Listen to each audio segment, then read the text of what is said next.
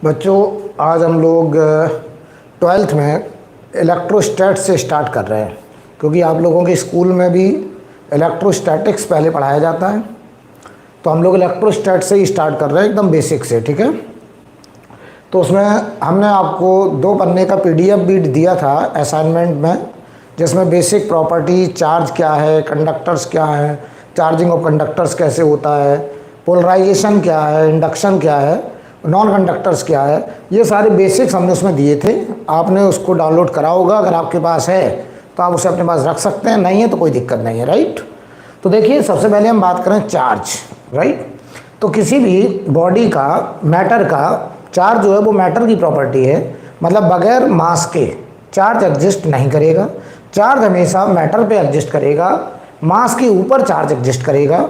लेकिन अब सवाल ये आता है कि कोई भी बॉडी चार्ज कैसे होगी। पहले हम ये बात अभी करेंगे, लेकिन पहले समझें, चार्ज मैटर का वो बेसिक प्रॉपर्टी है जिसकी वजह से वो अपने सराउंडिंग में एक इन्फ्लुएंस क्रिएट करता है। इन्फ्लुएंस का मतलब होता है एक फील्ड क्रिएट करता है कि अगर उसके सराउंडिंग में कोई दूसरा चार्ज आएगा तो वो उस चार्ज में इंटरेस्ट शो करेगा कि हम अट्रैक्ट करें या रिपेल करें, मतलब इंटरेक्शन शो करेगा। राइट, तो चार्ज किसी भी मैटर की वो बेसिक प्रॉपर्टी है जिसकी वजह से वो सराउंडिंग में एक इन्फ्लुएंस क्रिएट करेगा। उस इन्फ्लुएंस को हम लोग यहाँ पे इलेक्ट्रो में नाम देते हैं इलेक्ट्रिक फील्ड। राइट, तो पहले समझते हैं। अब सवाल ये आता है कि सर किसी भी बॉडी के चार्ज होने का मीनिंग क्या है। किसी भी बॉडी पे हम लोग कहते हैं 2e चार्ज है, किसी भी बॉडी पे हम बोलते हैं 4.8 × 10⁻⁻19 कूलम चार्ज है। इन बातों का मतलब क्या है, किसी भी बॉडी के चार्जिंग का क्या मतलब है। राइट, तो एक एक करके हम सारी बातें समझेंगे। मैं तुमसे कहूँ कि मान लीजिए हम जनरली देखिए एटम क्या होते हैं। जनरली एटम न्यूट्रल होते हैं। क्यों? क्योंकि उनके न्यूक्लियस के अंदर जितना पॉजिटिव चार्ज होता है सराउंडिंग में उतना ही इलेक्ट्रॉन पर नेगेटिव चार्ज होता है। तो हम कहते हैं कि generally atoms are electrically neutral. और जो न्यूट्रल सिस्टम होते हैं वो मैक्सिमम स्टेबल सिस्टम होते हैं, उनकी पोटेंशियल एनर्जी मिनिमम होती है। तो minimum energise system maximum stabilised होता है। तो अगर हम आपसे ऐसे कहें कि मान लीजिए ये कोई एटम है, ये एटम है, ये एटम में हम कहते हैं मान लो ये न्यूक्लियस है। देखना ध्यान से, सबसे पहले तो हम आपको बताएं कि मान लो ये न्यूक्लियस है, मान लो Z एटॉमिक नंबर, तो +Ze उसके न्यूक्लियस के अंदर जो प्रोटॉन है उनकी वजह से +Ze चार्ज है। इसके बाहर सेल में ऐसे ऑर्बिट में जो इलेक्ट्रॉन घूम रहे हैं, तो मान लो यहाँ 2 इलेक्ट्रॉन हैं, अगले में बताइए 8 इलेक्ट्रॉन होते हैं ऐसे।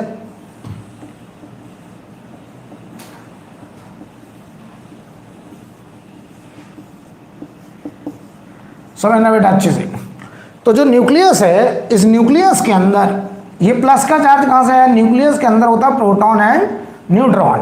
तो जितना एटम जनरली इलेक्ट्रिकली न्यूट्रल होते हैं, ये बॉडी मान लो न्यूट्रल है। ध्यान से समझना।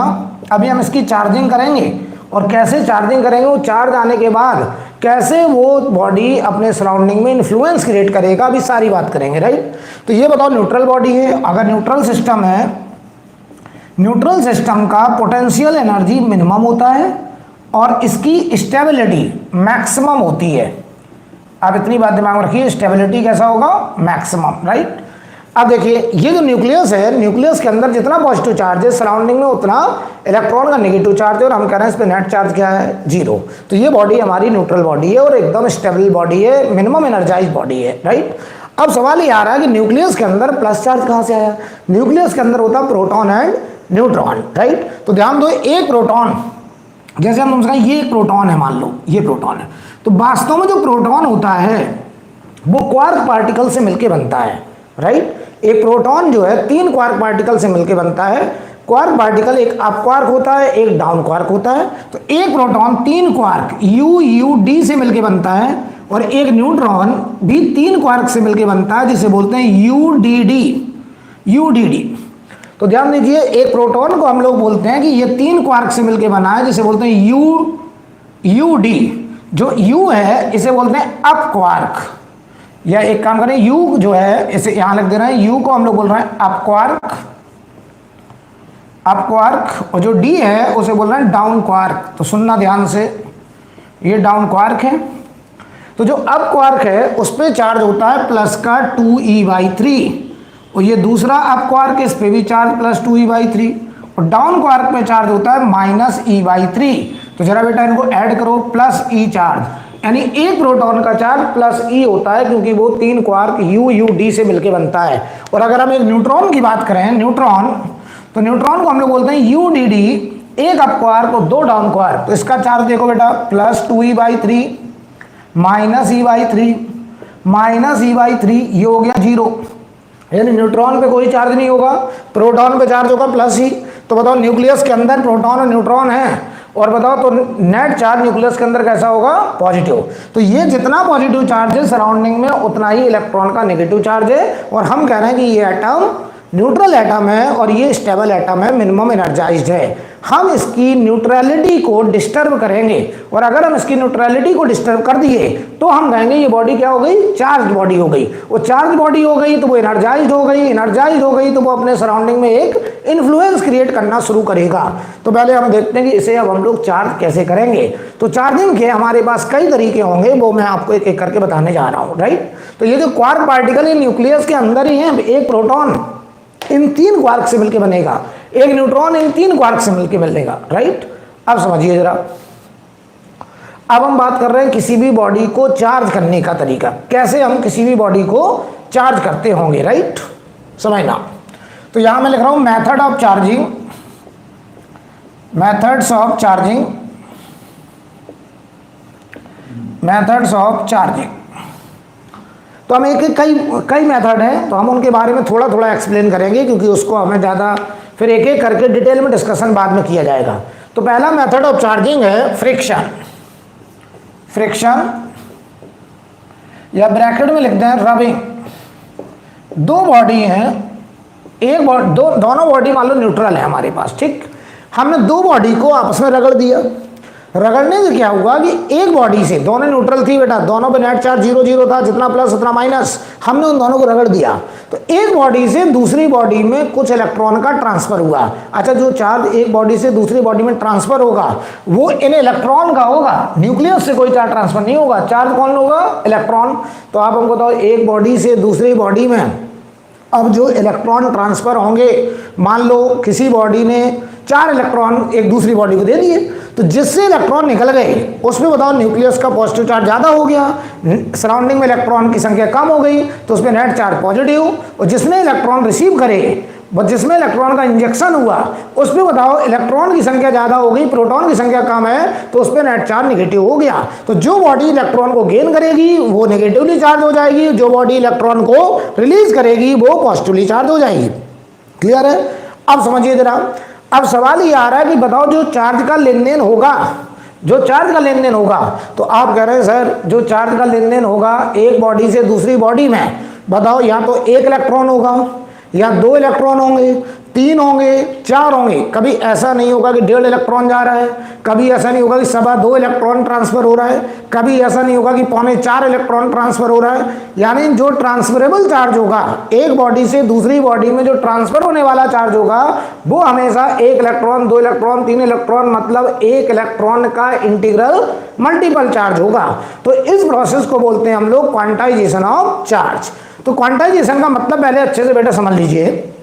पहले तो फ्रिक्शन, पहले समझिए मेथड ऑफ चार्जिंग क्या है कि 2 बॉडी को अगर हम एक दूसरे में रगड़ दें तो हम देखते हैं एक बॉडी हो गई पॉजिटिव चार्ज, दूसरी हो गई नेगेटिव चार्ज। एक बॉडी से कुछ इलेक्ट्रॉन दूसरी बॉडी में ट्रांसफर हो गए, तो हमने कहा जिससे इलेक्ट्रॉन निकले वो हो गया पॉजिटिवली चार्ज, जिसमें इलेक्ट्रॉन गए वो हो गया नेगेटिवली चार्ज, राइट।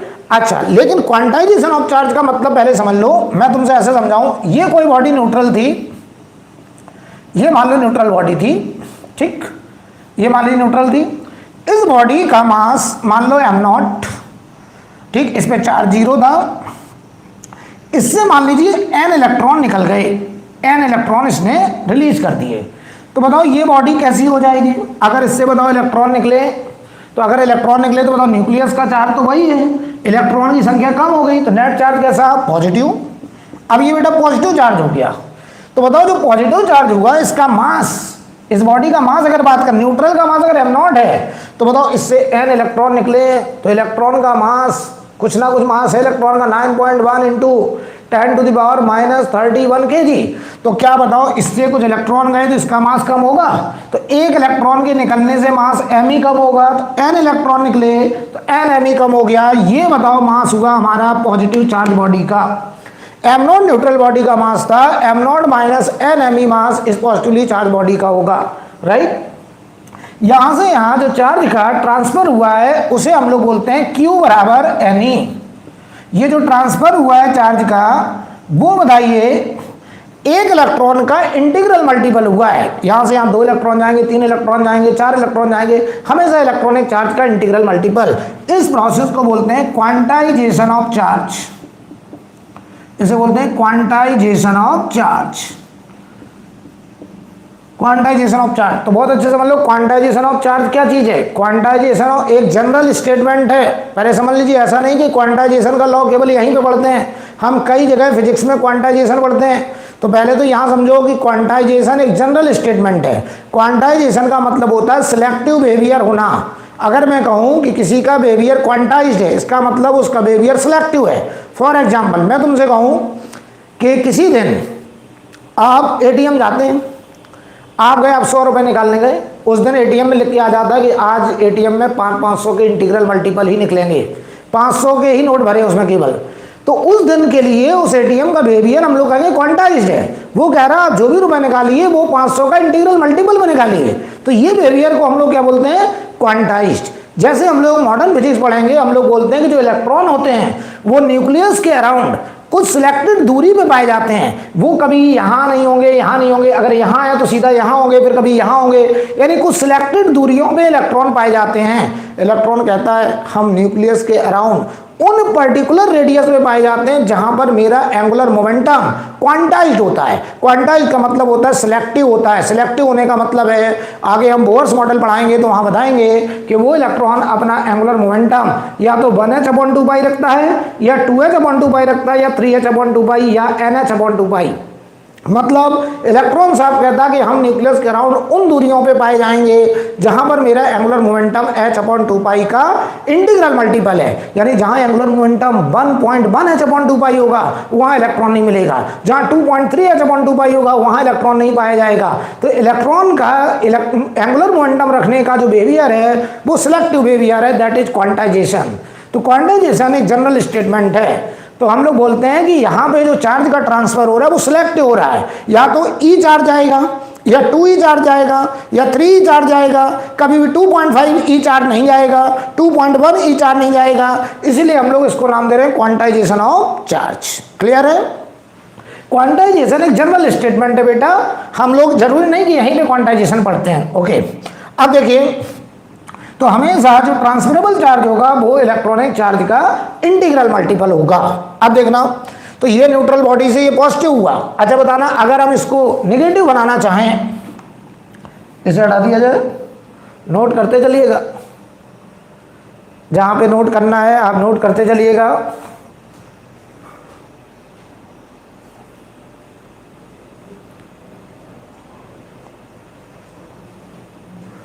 Q बराबर एन ई, जहां पर n क्या है, पॉजिटिव इंटीजर, 1 2 3 4 5 कुछ भी हो सकता है, पॉजिटिव इंटीजर। और E जो है, E की वैल्यू तो आपको पता ही है, E बराबर 1.6 इंटू 10⁻⁻19 कूलम। हालांकि माइनस का है लेकिन हम चाहे ट्रांसफर बोल रहे हैं तो हम अमाउंट लिख रहे हैं केवल, ठीक है, E की वैल्यू।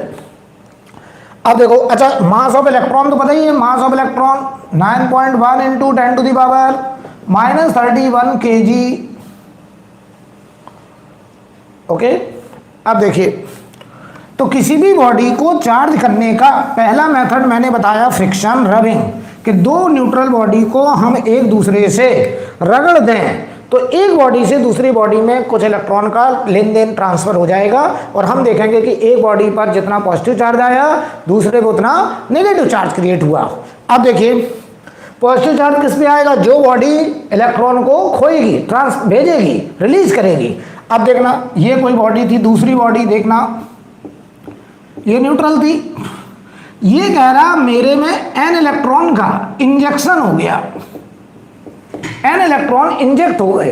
तो बताओ, जैसे इसमें n इलेक्ट्रॉन इंजेक्ट हो गए तो देखना बेटा, इसका ये बॉडी कैसी हो जाएगी, नेगेटिव चार्ज। तो ये नेगेटिवली चार्ज हो गई। इसका जो मास होगा, बताओ ये न्यूट्रल थी, इसका मास अगर m0 है तो इसका मास हो जाएगा m0 प्लस nme।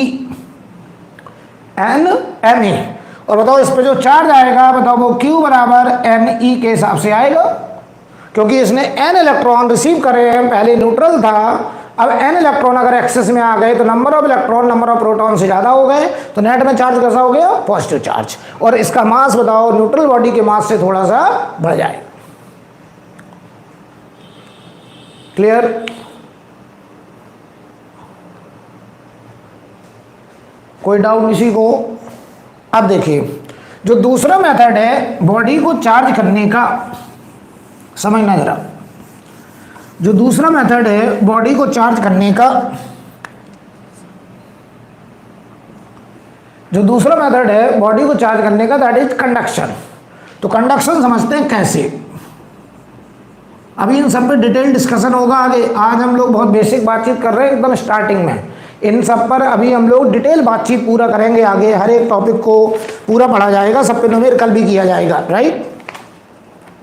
अब देखना जरा, अगर मैं तुमसे कहूं कि कंडक्शन में क्या होता है, एक बॉडी, ये एक बॉडी पहले से चार्ज होती है, ध्यान से देखना, एक बॉडी पहले से चार्ज है और दूसरी बॉडी हमारी जो है वो कैसी है, अनचार्ज, मतलब न्यूट्रल, ये न्यूट्रल है।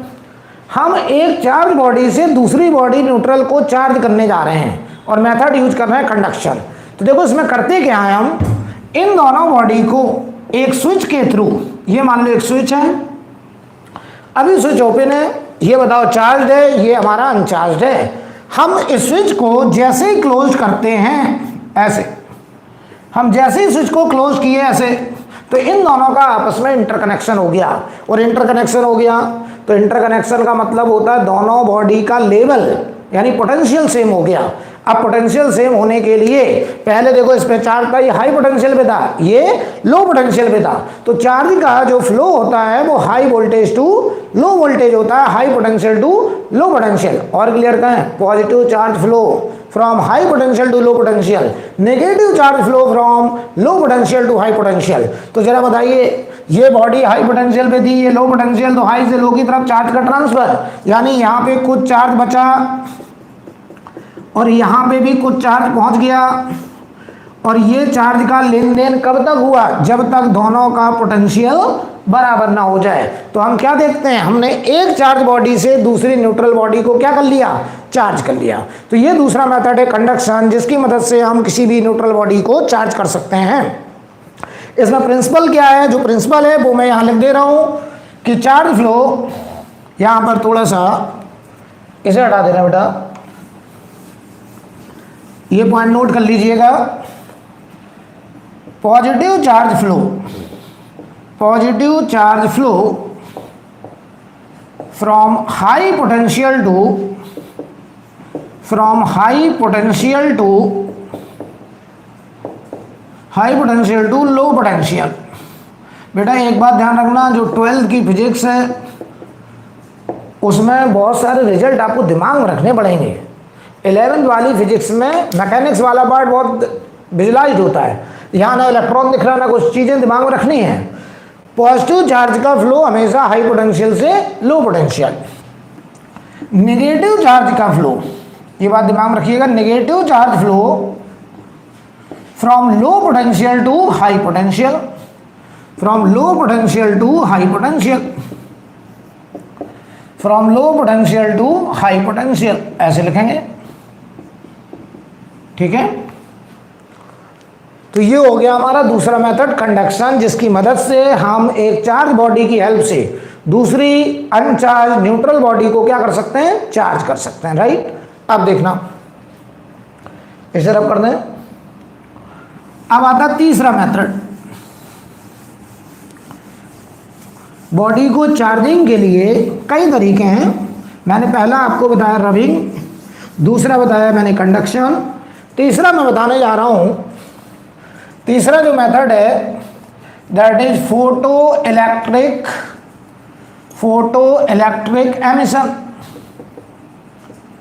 Photo electric emission. Photo electric emission में क्या होता है जरा समझते हैं।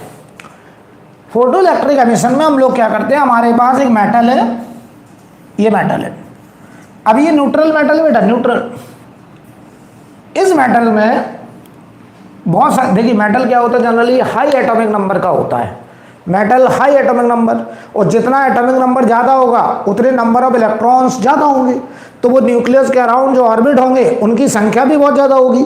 तो जो आउटर ऑर्बिट के इलेक्ट्रॉन होते हैं वो न्यूक्लियस से बहुत दूरी के हो जाते हैं, तो उनका न्यूक्लियस के साथ जो अट्रैक्शन है वो कमजोर हो जाता है, लगभग टेंडिंग टू जीरो, और उन इलेक्ट्रॉन को हम लोग बोलने लगते हैं फ्री इलेक्ट्रॉन्स। और वो फ्री इलेक्ट्रॉन उस मेटल की बॉडी के अंदर, वॉल्यूम के अंदर रैंडमली घूमते रहते हैं। तो हम बोल रहे हैं कि मान लो ये मेटल है और इस मेटल के पास फ्री इलेक्ट्रॉन्स हैं, लेकिन बताओ ये फ्री इलेक्ट्रॉन को इस सरफेस से निकलने के लिए भी क्या चाहिए, एक मिनिमम अमाउंट ऑफ एनर्जी चाहिए, जिसे हम लोग बोल रहे हैं सरफेस बैरियर।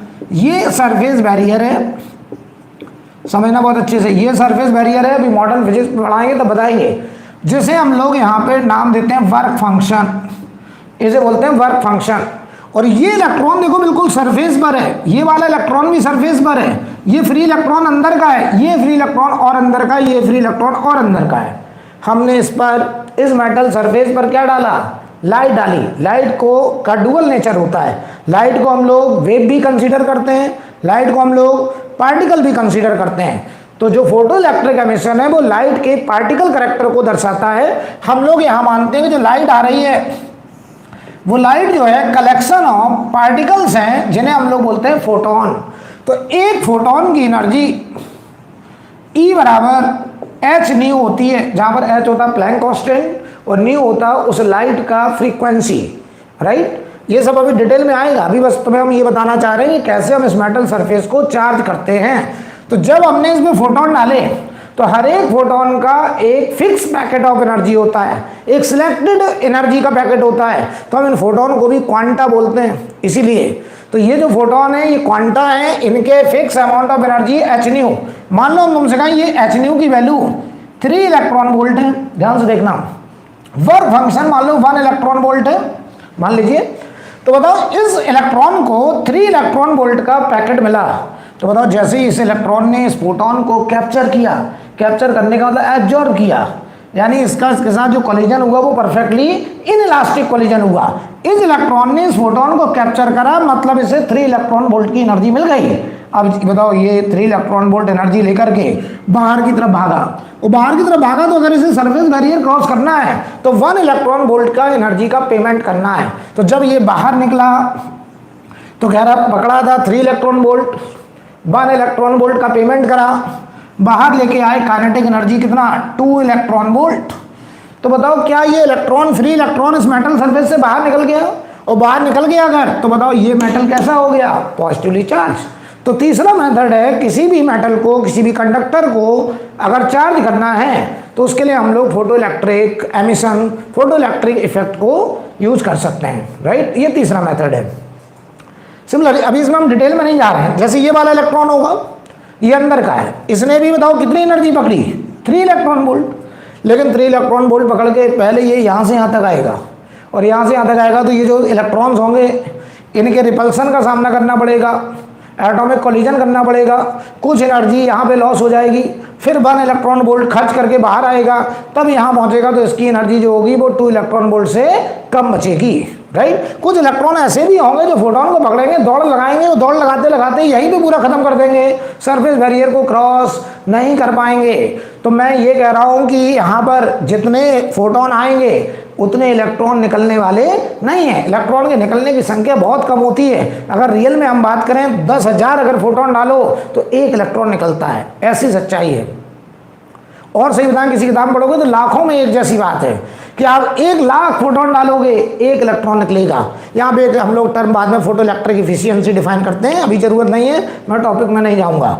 अभी आप इतना समझिए कि तीसरा जो हमने पॉइंट बताया है वो है फोटो इलेक्ट्रिक एमिशन, कि हम उस मेटल पे लाइट डाल के, फोटोन डाल के, उन फ्री इलेक्ट्रॉन से फोटोन को एब्जॉर्ब करवा के, सरफेस बैरियर को क्रॉस करवा के इलेक्ट्रॉन को बाहर निकालते हैं, और उस मेटल को हम लोग पॉजिटिवली चार्ज करते हैं। क्लियर। चौथा मेथड होता है thermionic emission. Thermionic emission, thermionic emission का मतलब समझते हैं आप, थर्मल एनर्जी, थर्मल एनर्जी अगर हम थर्मल एनर्जी देंगे, थर्मल एनर्जी का क्या मतलब होता है बेटा? थर्मल एनर्जी का मतलब टेम्परेचर बढ़ा रहे हैं, हीट दे रहे हैं। और हम उस बताओ मेटल सरफेस को गर्म करते हैं तो जो फ्री इलेक्ट्रॉन्स होते हैं उनके पास इतनी एनर्जी आ जाती है कि वो सरफेस बैरियर से हीट एनर्जी के द्वारा ही एमिट हो जाते हैं और वो मेटल क्या हो जाता है? चार्ज्ड। तो ये तरीके हैं चार्जिंग के। ऐसे एक तरीका और है फील्ड एमिशन। क्या? Field emission. फील्ड एमिशन में क्या करते हैं हम लोग? इलेक्ट्रॉन नेगेटिवली चार्ज होता है, तो अगर किसी मेटल सरफेस पर, ये मान लो मेटल सरफेस है और ये इलेक्ट्रॉन है, तो हम लोग इलेक्ट्रिक फील्ड ऐसे अपोजिट डायरेक्शन में ऐसे हाई इंटेंसिटी का इलेक्ट्रिक फील्ड लगा देते हैं। और हाई इंटेंसिटी का इलेक्ट्रिक फील्ड लगा करके इन इलेक्ट्रॉन पर, अगर ये इलेक्ट्रॉन नेगेटिव चार्ज है तो इलेक्ट्रिक फील्ड जिधर होगा फोर्स उसके अपोजिट लगेगा, तो इस पर फोर्स ऐसे लगता है। तो हाई इंटेंसिटी, ये हाई रखते हैं हम लोग, हाई इंटेंसिटी का इलेक्ट्रिक फील्ड अप्लाई करके हम इन इलेक्ट्रॉन को पुल करा लेते हैं, बाहर खींच लेते हैं, और ये मेटल सरफेस कैसा हो जाएगा? Positively charge. तो मेटल को चार्ज करने के हमने आपको कई तरीके बताए हैं। एक बताया था फ्रिक्शन, दो सरफेस को रगड़ना। एक बताया था कंडक्शन, एक चार्ज बॉडी से दूसरा न्यूट्रल बॉडी को इंटरकनेक्शन करना।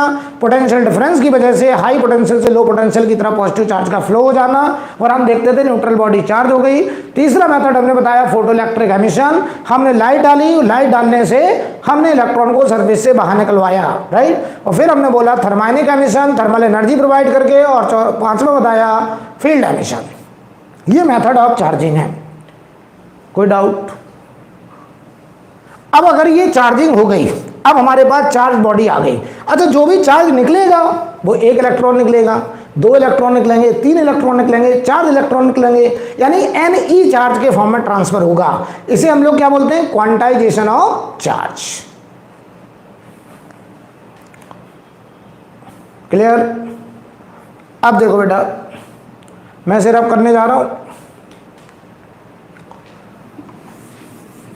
अब अगर मैं बात करूं कि मेरे पास मान लीजिए कोई चार्ज बॉडी आ गई है, अब मैंने चार्ज क्रिएट कर लिया है, राइट। ध्यान से देखना,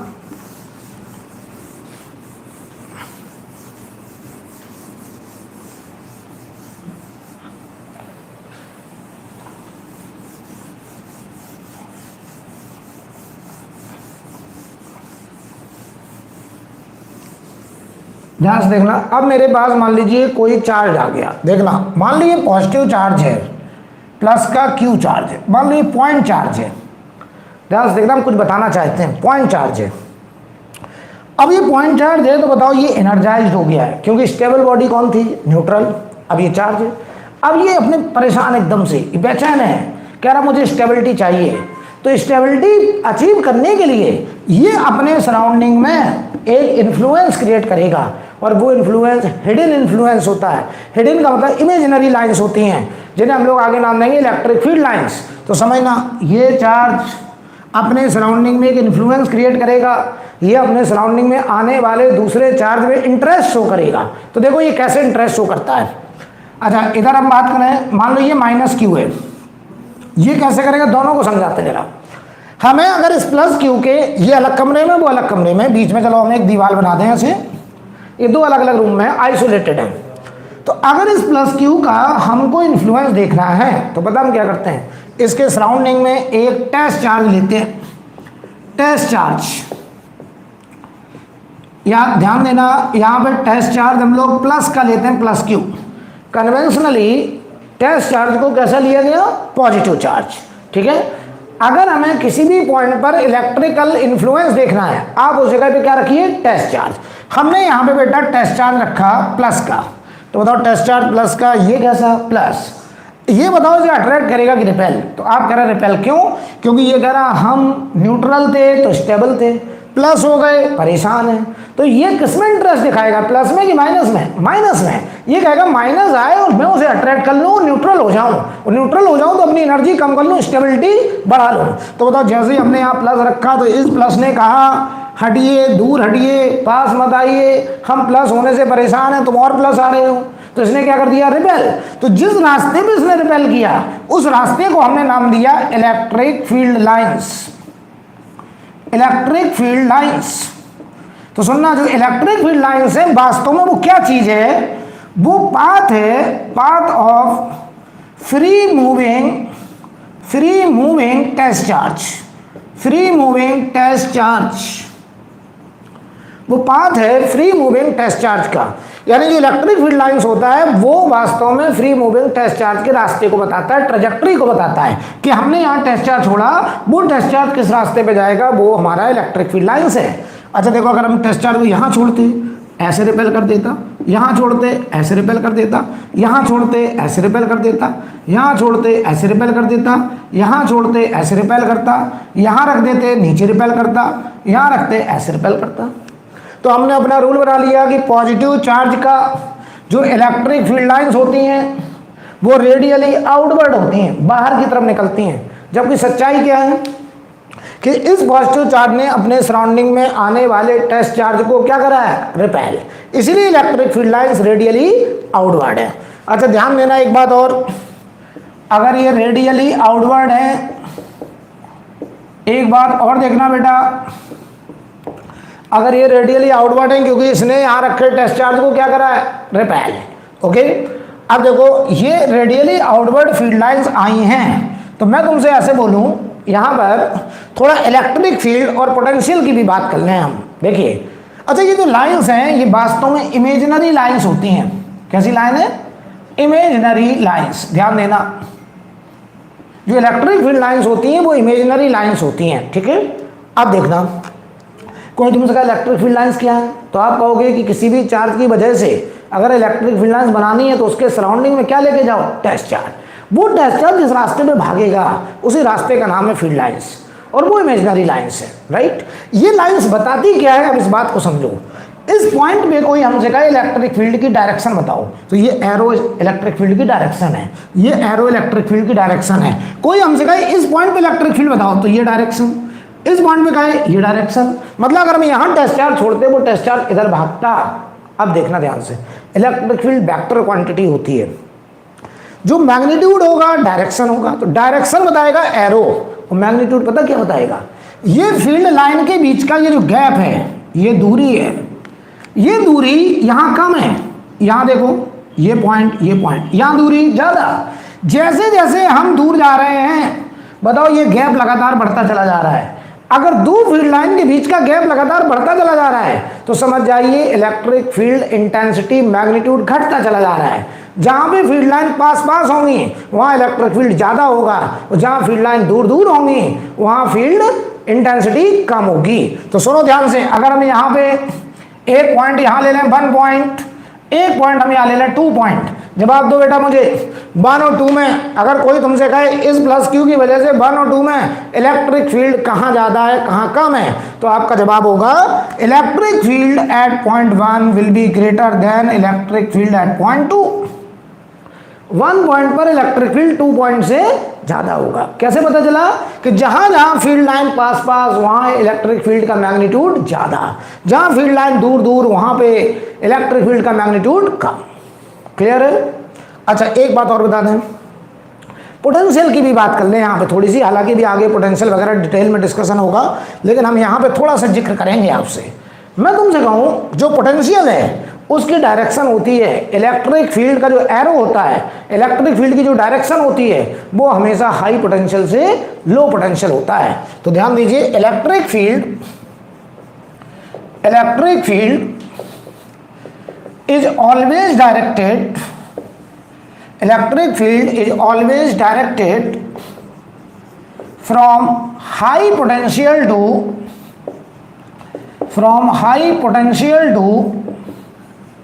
low potential, from high potential to low potential।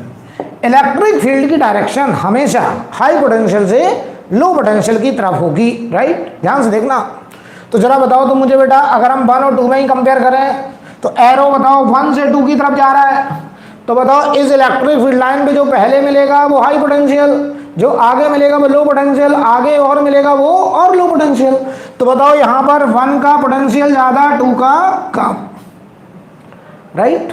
अब आओ इधर, अगर माइनस क्यू चार्ज है, हमें इसकी वजह से इलेक्ट्रिक फील्ड लाइंस ड्रॉ करनी है, तो आप कहेंगे सर हम इसके सराउंडिंग में टेस्ट चार्ज लेके जाएंगे। टेस्ट चार्ज कैसा बेटा? पॉजिटिव। आपने रखा यहाँ टेस्ट चार्ज, बताओ ये क्या कहेगा? कहेगा ये आपकी तलाश थी, आप ही का इंतजार कर रहे थे, क्योंकि हम माइनस हैं, हम न्यूट्रल होना चाहते हैं। जैसे हमने यहाँ प्लस रखा, इसने इसको अपनी तरफ ऐसे खींच लिया, तो ये बन गई फील्ड लाइन, क्योंकि ये बन गया उस टेस्ट चार्ज का रास्ता। हमने यहाँ रखा, इधर अट्रैक्ट, यहाँ रखा, इधर अट्रैक्ट, यहाँ रखा, इधर अट्रैक्ट, यहाँ रखा, इधर अट्रैक्ट। क्या बताओ ये माइनस क्यू इसके सराउंडिंग में आने वाले टेस्ट चार्ज को अपनी तरफ अट्रैक्ट करेगा, इसीलिए इसकी field line radially inward, radially inward. तो लोग ऐसे रट लेते हैं कि माइनस क्यू चार्ज की electric field line radially inward होती हैं, जबकि सच्चाई क्या है कि हमने उसके सराउंडिंग में टेस्ट चार्ज रखा और इसने उस टेस्ट चार्ज में क्या शो किया? अट्रैक्शन, इसीलिए electric field line radially inward है। अब ध्यान दो, अगर हम यहाँ कुछ पॉइंट्स लें और इलेक्ट्रिक फील्ड पोटेंशियल कंपेयर करें, ध्यान से देखना। मान लो हम तुमसे कहा बेटा यहाँ पे एक पॉइंट 1 है, यहाँ पे एक पॉइंट 2 है, जैसे वहाँ लिया था वैसे यहाँ लिया। बताओ बेटा 1 और 2 में, बताओ यहाँ इलेक्ट्रिक फील्ड लाइन के बीच का गैप कम, यहाँ ज़्यादा, तो बताओ इलेक्ट्रिक फील्ड का मैग्नीट्यूड कहाँ ज़्यादा? 1 पे। तो इलेक्ट्रिक फील्ड का मैग्नीट्यूड 1 पे ज़्यादा है, 2 पे कम है। पोटेंशियल की बात करें तो बताओ पोटेंशियल इलेक्ट्रिक फील्ड की डायरेक्शन का जो एरो है वो हाई से लो की तरफ होता है, तो बताओ एरो 2 से 1 की तरफ आ रहा है, तो पहले कौन मिल रहा है? 2, तो 2 होगा हाई पोटेंशियल, और बाद में मिल रहा है 1 तो होगा लो पोटेंशियल।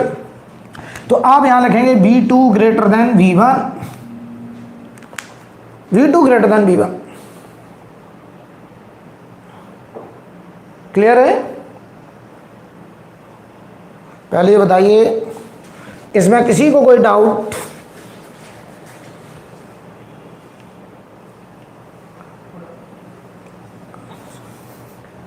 कंफर्म करो बच्चों, क्या ये बात समझ में आ गई है?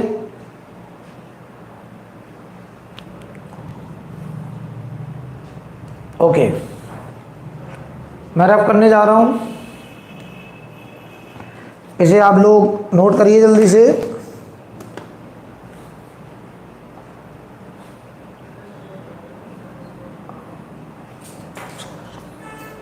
हटा दिया जाए। चलिए देखिए, यहाँ पर हम आपसे थोड़ी बात और करेंगे। जब आपने आपसे इतनी बात कर ली है तो अब आपको हम और सच्चे समझा सकते हैं। देखिएगा जरा,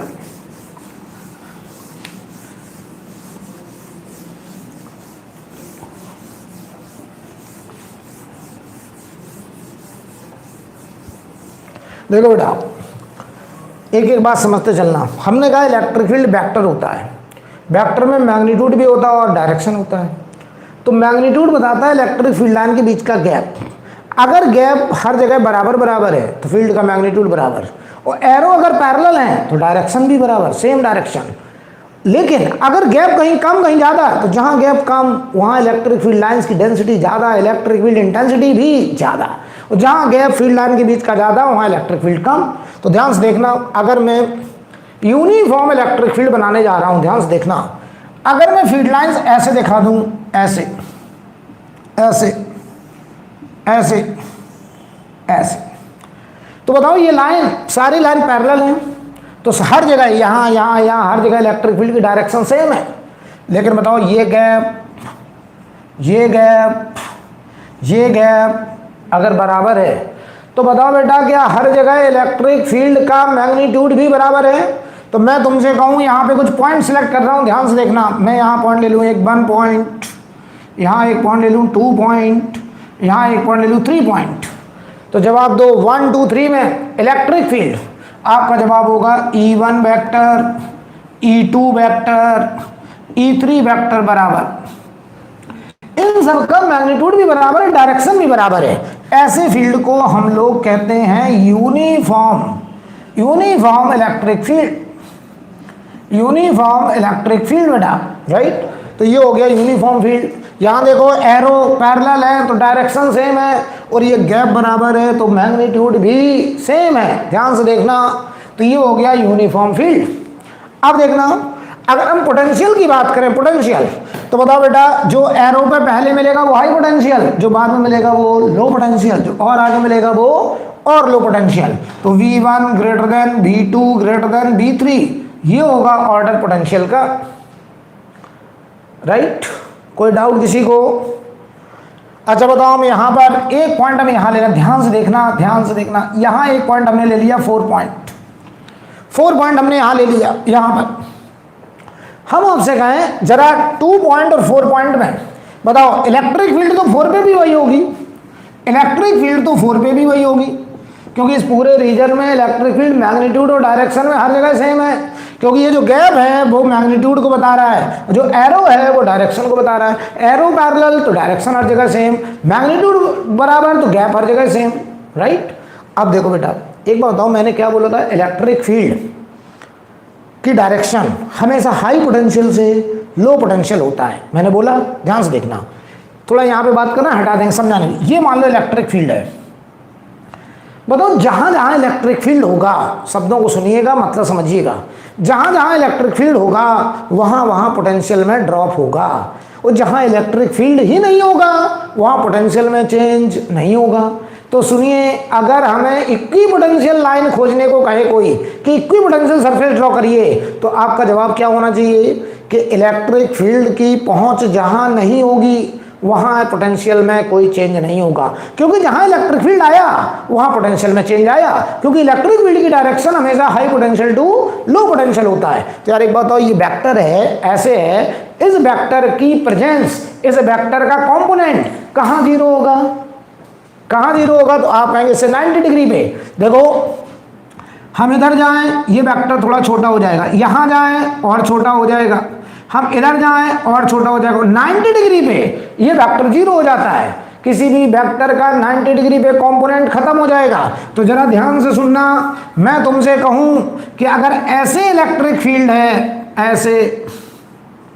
ऐसे इलेक्ट्रिक फील्ड है, और मैं तुमसे कहूं इक्वी पोटेंशियल सरफेस ड्रॉ करिए, तो हमें एक बात समझ में आ गई कि इलेक्ट्रिक फील्ड से 90 डिग्री पर हमें इक्वी पोटेंशियल मिलेगा। क्यों? क्योंकि इलेक्ट्रिक फील्ड का 90 डिग्री पर कोई कंपोनेंट नहीं आएगा, और जहां इलेक्ट्रिक फील्ड नहीं होगा वहां पोटेंशियल में कोई चेंज नहीं होगा। तो बताओ बेटा, ये लाइन खींच दी मैंने इलेक्ट्रिक फील्ड से कितने एंगल पे, 90 पे। तो जरा जवाब दो, यहां एक पॉइंट हम ले लें ए, यहां ले लें एक पॉइंट बी, बताओ ए और बी का पोटेंशियल अलग अलग कि सेम? आपका जवाब है सेम पोटेंशियल।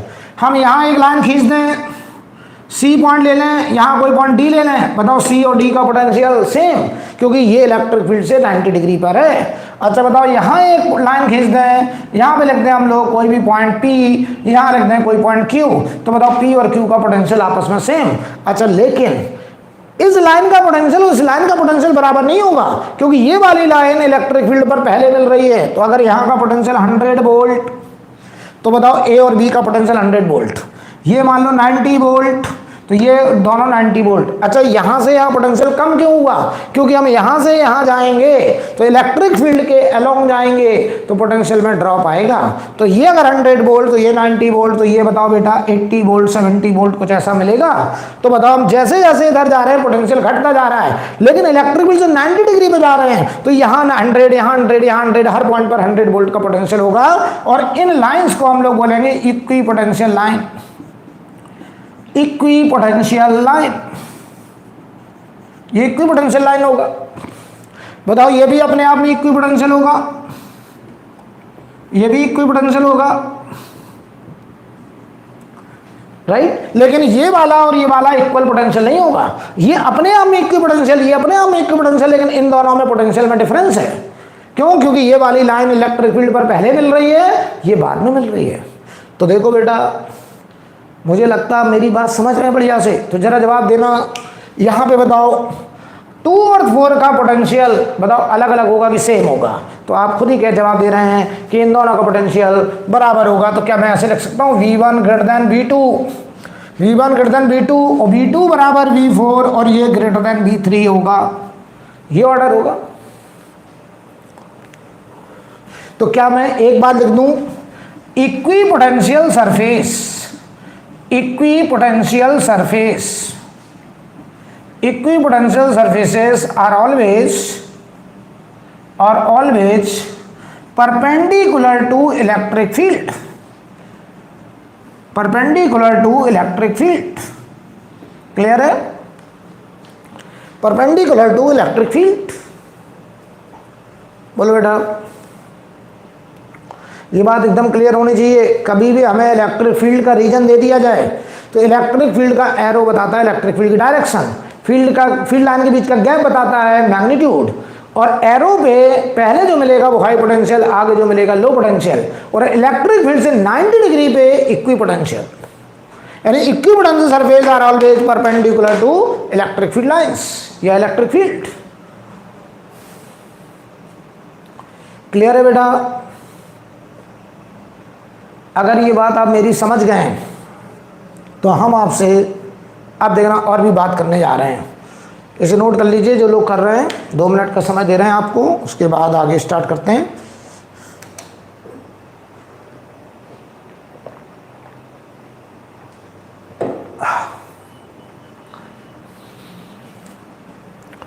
देखिएगा भाई,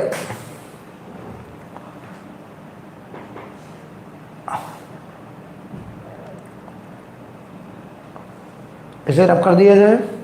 अब देखो, आपने कहा कि सर जो इक्विपोटेंशियल सरफेसेस होती हैं वो हमेशा इलेक्ट्रिक फील्ड से 90 डिग्री पे होती हैं, इलेक्ट्रिक फील्ड के परपेंडिकुलर होती हैं। तो यार अभी अभी हमने पॉइंट चार्ज की वजह से इलेक्ट्रिक फील्ड लाइंस ड्रॉ की थी टेस्ट चार्ज ला करके, क्यों ना हम वहाँ पे भी इलेक्ट्रिक फील्ड के परपेंडिकुलर इक्विपोटेंशियल सरफेसेस बनाते हैं। देखना ध्यान से, हमसे कोई कहे ये प्लस क्यू चार्ज है, इसकी वजह से इक्विपोटेंशियल सरफेस ड्रॉ करिए। हमारा क्वेश्चन क्या है, हमसे कहा जा रहा है ये प्लस क्यू चार्ज है, इसकी वजह से इक्विपोटेंशियल सरफेस ड्रॉ करिए। ध्यान से देखना, पहले तो बताओ इसकी इलेक्ट्रिक फील्ड लाइंस ऐसे होंगी रेडियली आउटवर्ड, ऐसे ऐसे ऐसे ऐसे ऐसे ऐसे होंगी electric field lines radially outward. अब बताओ बेटा ये रेडियली आउटवर्ड है, हमसे कहा जा रहा है इक्विपोटेंशियल सरफेस, तो आपको पता है इक्विपोटेंशियल सरफेस इलेक्ट्रिक फील्ड के परपेंडिकुलर, तो ये रेडियस है। बताओ बेटा रेडियस के परपेंडिकुलर कौन होता है? स्फीयर।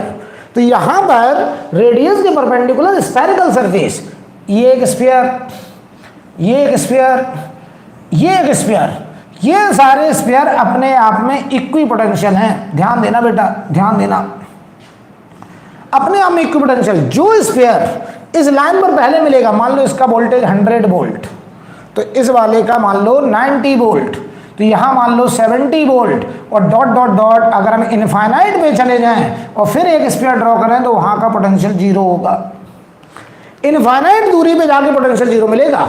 तो अगर ये एक पॉइंट चार्ज है तो इस पॉइंट चार्ज से अगर हमें इक्विपोटेंशियल सरफेस ड्रॉ करने को कहा जाए तो बताओ इसकी फील्ड लाइंस है रेडियली आउटवर्ड, तो बताओ रेडियस के परपेंडिकुलर स्फीयर होगा, तो ये स्फेरिकल सरफेसेस ये जो मैंने बनाई हैं ये इक्विपोटेंशियल हैं। मतलब यहाँ वोल्टेज 90 वोल्ट, यहाँ वोल्टेज 90 वोल्ट, यहाँ वोल्टेज 100 वोल्ट, ये पूरा 100 वोल्ट का पोटेंशियल, ये 90 वोल्ट, ये 90 वोल्ट, ये 90 वोल्ट, ये 90 वोल्ट।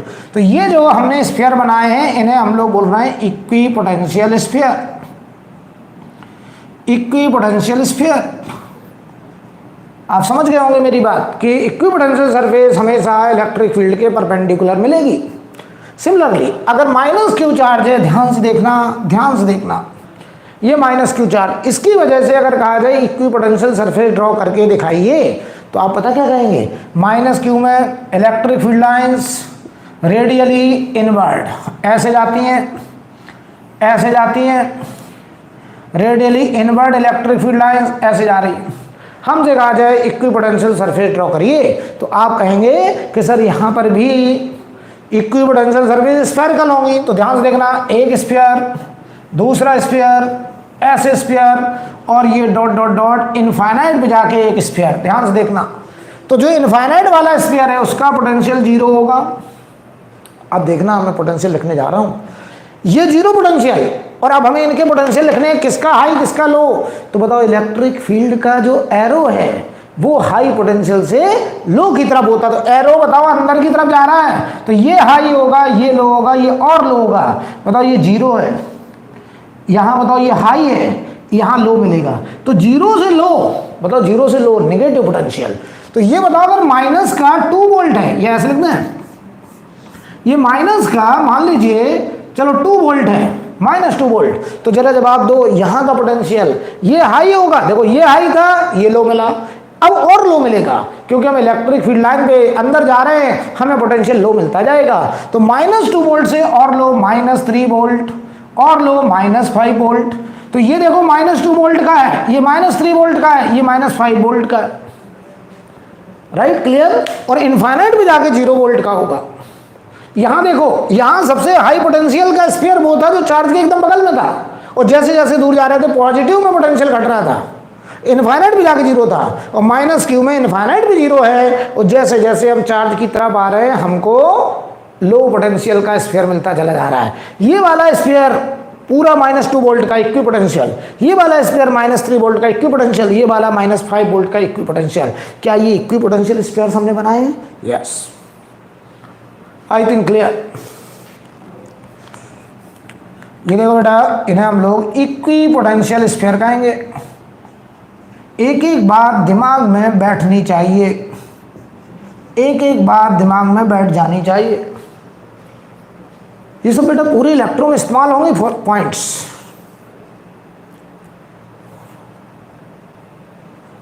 ठीक है, हटा दिया जाए इसको। अब देखिए जरा आगे,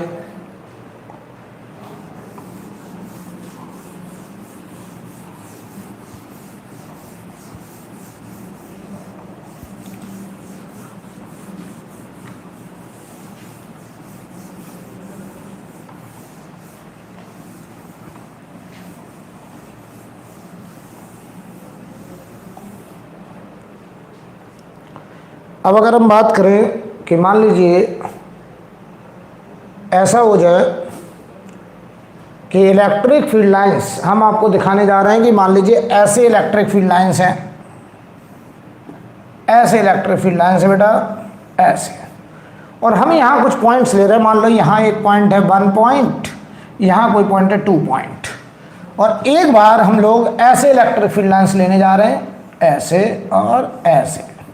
यहाँ पे एक पॉइंट है 1 पॉइंट, यहाँ कोई पॉइंट है 2 पॉइंट। हमको इलेक्ट्रिक फील्ड और पोटेंशियल को कंपेयर करने को कहा जाए, बहुत आसान है। बताओ बेटा, 1 और 2 में कहाँ इलेक्ट्रिक फील्ड ज़्यादा? आपने कहा था सर जहाँ इलेक्ट्रिक फील्ड लाइन पास, जहाँ इलेक्ट्रिक फील्ड लाइंस की डेंसिटी ज़्यादा, वहाँ पर इलेक्ट्रिक फील्ड का मैग्नीट्यूड भी ज़्यादा।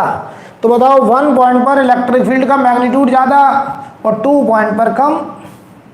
अगर हम पोटेंशियल को कंपेयर करें तो पोटेंशियल के लिए बताइए, हम फील्ड लाइन का गैप देखते हैं, एरो देखते हैं, एरो, और एरो पर एरो ऐसे जा रहा है, तो जो पहले मिला वो हाई, जो बाद में मिला लो, तो V1 greater than V2। Similarly यहाँ देखो फील्ड लाइन की डेंसिटी ज़्यादा है, यहाँ फील्ड लाइन की डेंसिटी कम है, तो आप कहेंगे E2 ग्रेटर देन E1 होगा। 2 पॉइंट पर इलेक्ट्रिक फील्ड ज़्यादा होगा, 1 पॉइंट पे कम होगा। पोटेंशियल की बात करें तो एरो देखो, एरो बताओ 1 से 2 की तरफ है, तो एरो पर जो पहले मिलेगा वो हाई पोटेंशियल और जो बाद में मिलेगा वो लो पोटेंशियल। तो एरो पर जो पहले मिला यानी V1 high potential, V2 low potential. ये हाई होगा, ये लो होगा, लेकिन यहाँ इलेक्ट्रिक फील्ड ज़्यादा होगी, यहाँ इलेक्ट्रिक फील्ड कम होगी। I think clear. अगर ये बात आप समझ गए तो हम आपसे और भी बात करने जा रहे हैं।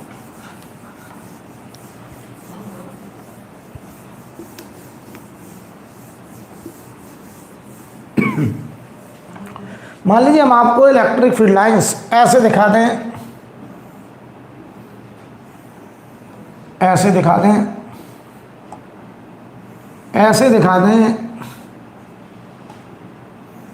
ऐसे दिखा दें, ऐसे हमने आपको इलेक्ट्रिक फील्ड लाइंस दिखाई।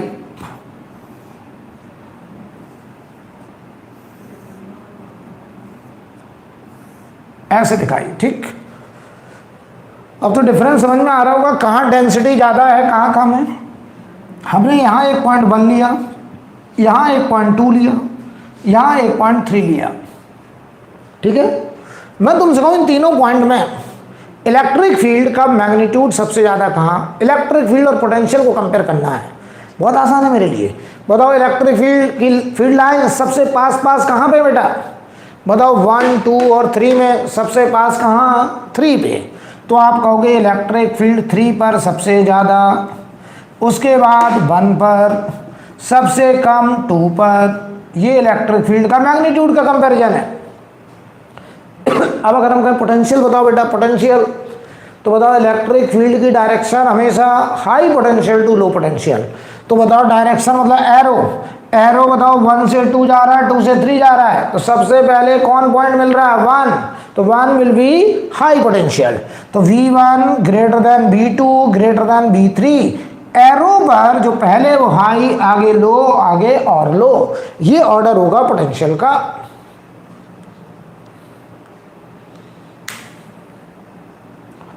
राइट, अब देखिए इसे आप लोग नोट कर लीजिए।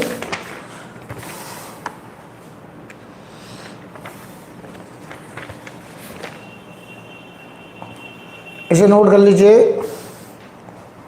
अब हम यहां से बात करेंगे कंडक्टर्स। कुछ क्वालिटी कंडक्टर्स की होंगी, कुछ प्रॉपर्टीज होंगी कंडक्टर की, वो प्रॉपर्टी आपको पता होनी चाहिए, अभी मैं बताऊंगा और उसका एक्सप्लेनेशन दूंगा। फिर वो पूरे इलेक्ट्रो में उनका बार बार एप्लीकेशन आने वाला है। राइट बेटा, ये सभी को क्लियर है?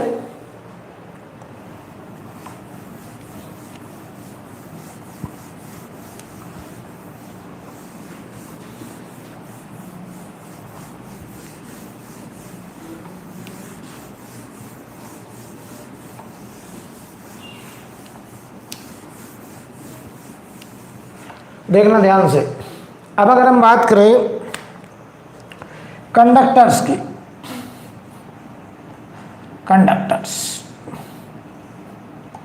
कंडक्टर्स के बारे में कुछ बातें समझने में। तो कंडक्टर जनरली मेटल्स होते हैं हाई एटॉमिक नंबर के, जिनमें फ्री इलेक्ट्रॉन्स होते हैं। राइट, फ्री इलेक्ट्रॉन्स जिनका न्यूक्लियस से अट्रैक्शन नेग्लिजिबल हो जाता है, जो फ्री इलेक्ट्रॉन्स हो जाते हैं। राइट, अच्छा, अगर वो फ्री इलेक्ट्रॉन हैं तो वो फ्री इलेक्ट्रॉन जो कि बैलेंसी बैंड से कंडक्शन बैंड में चले जाते हैं, उन्हें हम लोग फ्री इलेक्ट्रॉन बोलते हैं। और अगर फ्री इलेक्ट्रॉन्स हैं तो बताओ वो उस मेटल के वॉल्यूम के अंदर रैंडमली कहीं भी घूमते रहते हैं, तो हम कहते हैं चार्ज मोबिलिटी होती है। कंडक्टर में चार्ज मोबिलिटी अलाउड होती है। कंडक्टर में चार्ज मोबिलिटी चार्ज मोबिलिटी का देखो फायदा क्या है। Charge mobility due to free electrons, सुनना ध्यान से सुनना, फ्री इलेक्ट्रॉन्स होने की वजह से कंडक्टर में चार्ज मोबिलिटी होती है। चार्ज मोबिलिटी अगर है तो कंडक्टर को चार्ज करना बहुत आसान है। आप कंडक्टर में किसी भी पॉइंट पे चार्ज रख दीजिए, वो चार्ज अपने आप आउटर मोस्ट सरफेस पर within millisecond 10⁻³ second इस ऑर्डर के टाइम इंटरवल के अंदर आउटर मोस्ट सरफेस पर डिस्ट्रीब्यूट हो जाएगा। अब डिस्ट्रीब्यूशन यूनिफॉर्म होगा या नॉन यूनिफॉर्म होगा, ये डिसाइड करेगा कंडक्टर का शेप, कि उसका क्या रेडियस ऑफ कर्वेचर है। मैं फिर से रिपीट कर रहा हूं, कंडक्टर किसी भी आकार का हो, किसी भी शेप का हो, कंडक्टर को अगर चार्ज करना है तो कंडक्टर में फ्री इलेक्ट्रॉन है, चार्ज मोबिलिटी है, उसकी चार्जिंग बहुत आसान है। आप कंडक्टर को चार्ज किसी भी पॉइंट पे दीजिए, वो charge within millisecond outermost surface पर डिस्ट्रीब्यूशन ले लेगा। अब वो डिस्ट्रीब्यूशन यूनिफॉर्म होगा या नॉन यूनिफॉर्म होगा, ये डिसाइड करेगा कंडक्टर का शेप। मतलब समझे, मैं दो तरीके का कंडक्टर लेने जा रहा हूं। एक कंडक्टर हमने स्फेरिकल लिया है, इसकी रेडियस आर है, स्फेरिकल कंडक्टर, ध्यान से देखना, ये स्फेरिकल कंडक्टर है। और दूसरा कंडक्टर हमने ऐसे लिया इर्रेगुलर शेप का, ऐसे, ये इर्रेगुलर शेप का कंडक्टर है, इर्रेगुलर शेप्ड कंडक्टर। राइट, हम इन दोनों की चार्जिंग करना चाहते हैं, ध्यान से देखिएगा, हम दोनों की चार्जिंग करना चाहते हैं। अच्छा देखो, तीन तरीके की डेंसिटी होती है, ध्यान से देखना। अभी हम इस पे आ रहे हैं वापस, इनकी चार्जिंग को समझा रहे हैं, ध्यान से देखना। हम जब इस कंडक्टर, चलो यहीं देखो, हमने इस कंडक्टर को चार्ज दिया मान लो, ठीक, बताइए हॉलो चाहे सॉलिड हो। अगर कंडक्टर चाहे सॉलिड हो चाहे हॉलो हो, अगर हॉलो होगा तो अंदर कोई कंडक्टिंग मीडियम है ही नहीं, सरफेस पर है केवल। अगर सॉलिड होगा तो वॉल्यूम के अंदर भी कंडक्टर है, लेकिन चार्ज चाहे तुम अंदर दो कंडक्टर में और चाहे सरफेस पे रखो, चार्ज हमेशा आउटर सरफेस पे जाएगा।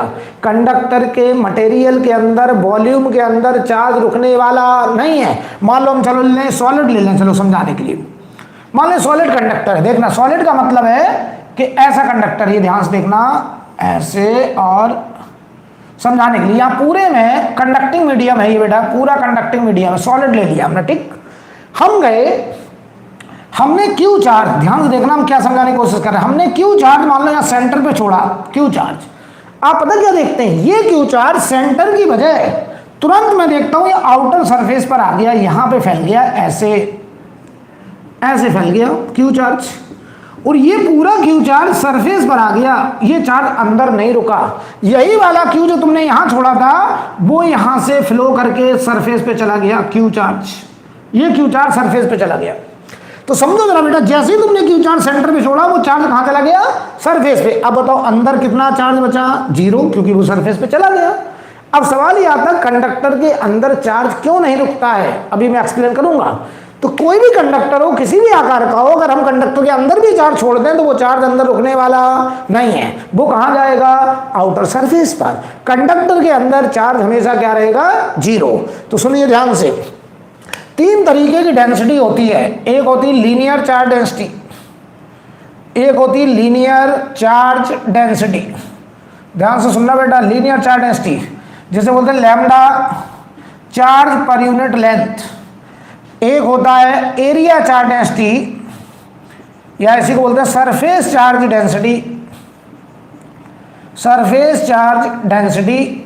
एक एक बार नोट करते चलना, जहां पे दिक्कत हो। बताओ सिग्मा बराबर Q upon area, charge upon area. तो बताओ ये हो गया सरफेस चार्ज डेंसिटी। और तीसरा होता है volume charge density, volume charge density. और वॉल्यूम चार्ज डेंसिटी का मतलब है रो, चार्ज पर यूनिट वॉल्यूम। तो सुनो बेटा, इन 3 में एक डेंसिटी ऐसी है जो कभी कंडक्टर में नहीं मिलती है। नॉन कंडक्टर में तीनों डेंसिटी मिलती हैं, लेकिन कंडक्टर में केवल 2 डेंसिटी मिलती है, वो है लीनियर और एरिया। वॉल्यूम डेंसिटी कंडक्टर में पॉसिबल नहीं है। क्यों?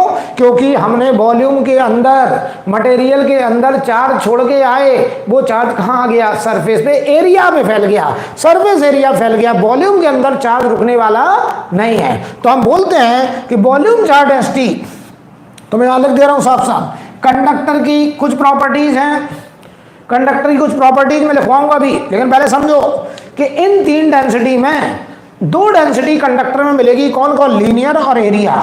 वॉल्यूम चार्ज डेंसिटी कभी भी कंडक्टर में पॉसिबल नहीं है, कंडक्टर के वॉल्यूम के अंदर कभी भी चार्ज रुकने वाला नहीं है, राइट।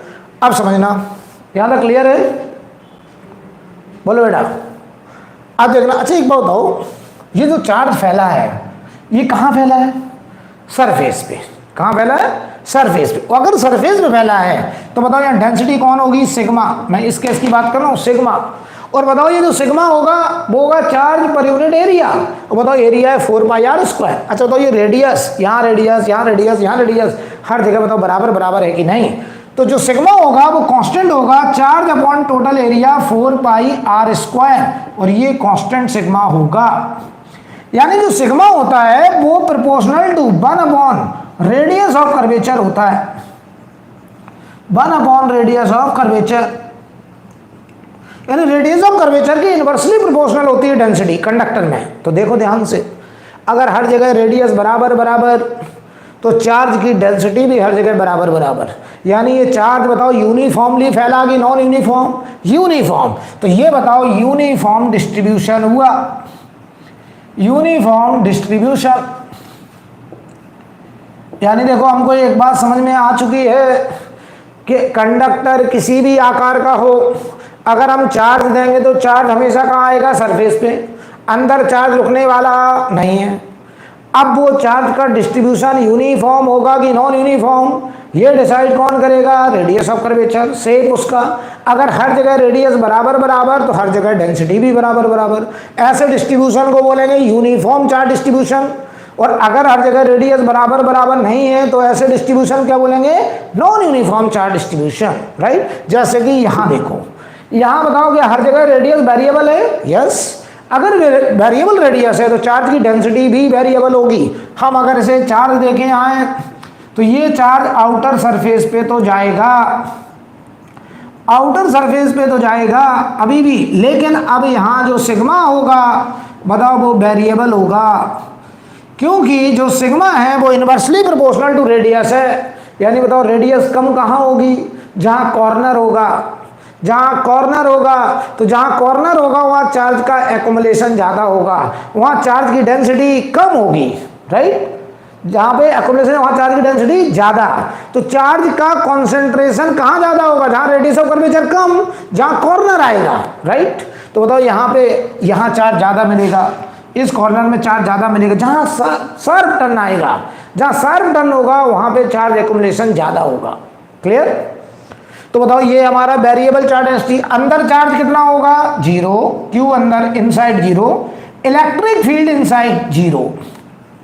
कंडक्टर के अंदर इलेक्ट्रिक फील्ड हमेशा जीरो होती है, कंडक्टर के अंदर इलेक्ट्रिक फील्ड को जीरो करने के लिए ही चार्ज कहाँ चला जाता है, आउटर सरफेस पे, और inside the material, inside the conducting material charge always zero होता है। इसीलिए कहते हैं कि कंडक्टर में कभी भी वॉल्यूम चार्ज डेंसिटी एग्जिस्ट नहीं करती है। हम चार्ज अंदर छोड़ भी दें वो चार्ज कहाँ चला जाएगा, आउटर मोस्ट सरफेस पर, और inside the conducting material charge हमेशा क्या होगा, zero. Electric field inside the conductor हमेशा क्या होगी, जीरो, और कभी भी वॉल्यूम चार्ज डेंसिटी कंडक्टर में एग्जिस्ट नहीं करेगी।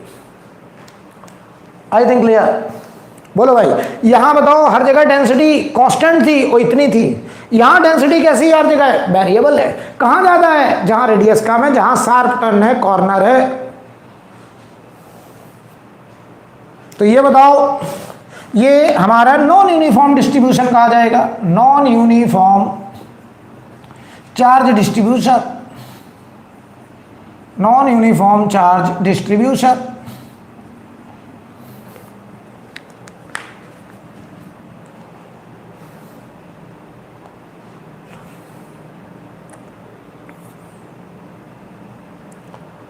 क्लियर।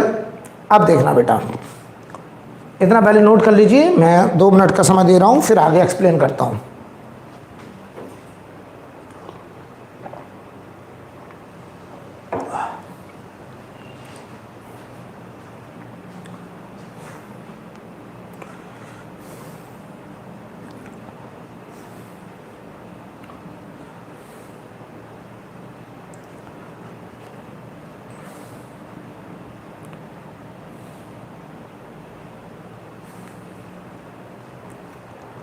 हटा दें बेटा।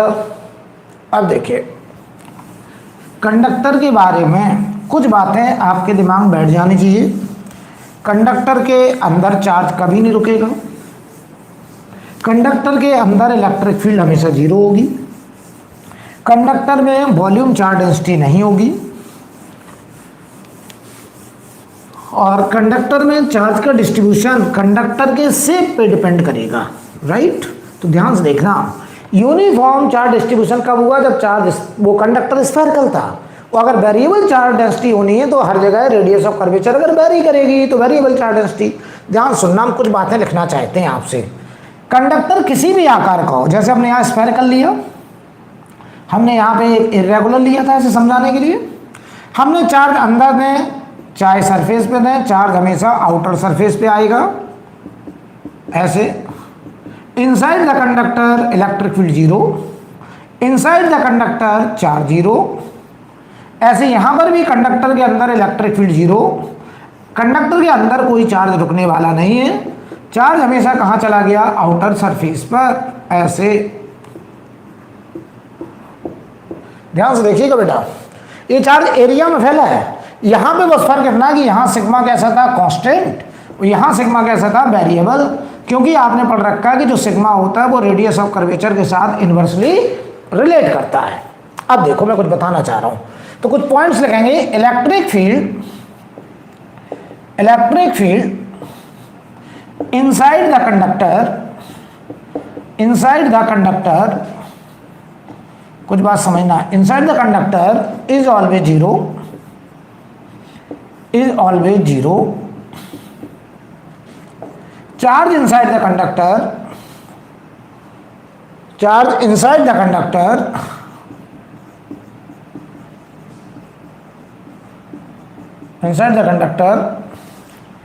is 0. So volume charge density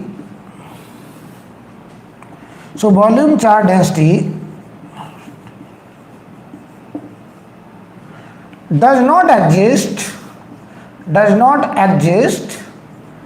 in case of conductor. Conductor के केस में कभी भी वॉल्यूम चार्ज डेंसिटी डिफाइंड नहीं होगी। केवल कौन कौन सी डेंसिटी हो सकती है? लीनियर और सरफेस वॉल्यूम चार्ज डेंसिटी नहीं होगी। अब आओ तीसरा पॉइंट। यार एक बात बताओ, मैंने क्या सिखाया था कि अगर इलेक्ट्रिक फील्ड होगा तो पोटेंशियल इलेक्ट्रिक फील्ड के अलोंग हाई से लो होता है। अगर इलेक्ट्रिक फील्ड ही नहीं है बेटा तो पोटेंशियल में भी कोई चेंज नहीं होगा। तो जवाब दो, यहाँ फील्ड 0, यहाँ फील्ड 0, यहाँ फील्ड 0, यहाँ तक फील्ड 0। तो बताओ यहाँ से लेके सरफेस तक फील्ड अगर 0 है तो जवाब दो, सेंटर से लेके सरफेस तक पोटेंशियल में कोई चेंज नहीं आएगा। इसका मतलब इस कंडक्टर के अंदर सेंटर से लेके सरफेस तक पोटेंशियल हर जगह है सेम। यानी अगर यहाँ का पोटेंशियल 100 वोल्ट तो यहाँ का भी 100 वोल्ट, यहाँ का 100 volt.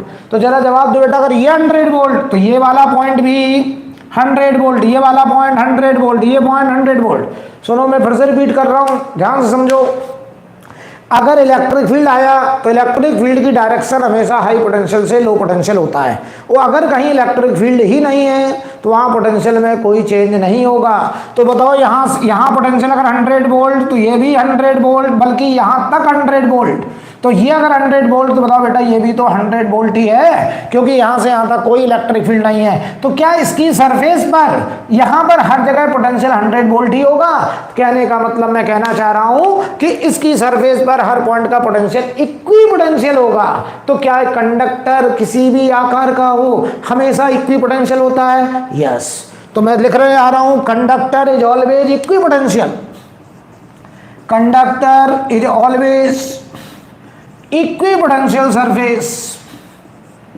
Conductor is always equipotential surface.